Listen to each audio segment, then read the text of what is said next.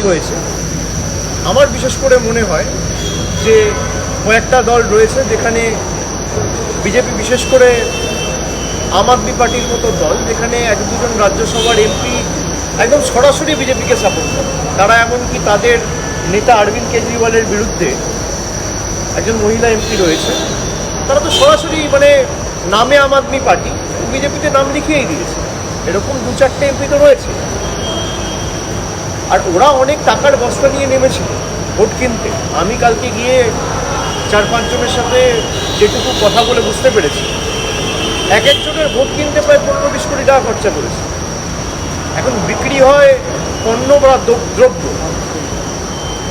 তাই যারা ভোটে নির্বাচিত হয়ে, জনপ্রতিনিধি হয়ে মানুষের কথা বলার জন্য পার্লামেন্টে গিয়ে মানুষের আবেগকে বিক্রি করতে চাইছে, তারা হয়তো বিক্রি হতে পারে, কিন্তু মানুষের আবেগ তো বিক্রি হয় না।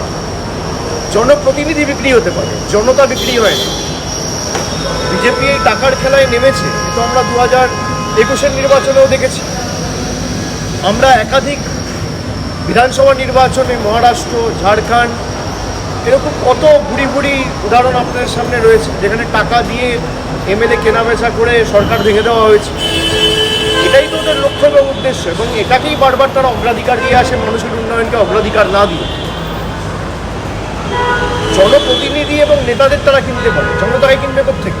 আপনারা তো দেখেছেন 2021-এ, 2024-এ, এমনকি বাংলায় ভোটের আগের দিন পোলিং এজেন্ট কিনতে হাজার হাজার টাকা খরচা করেছে।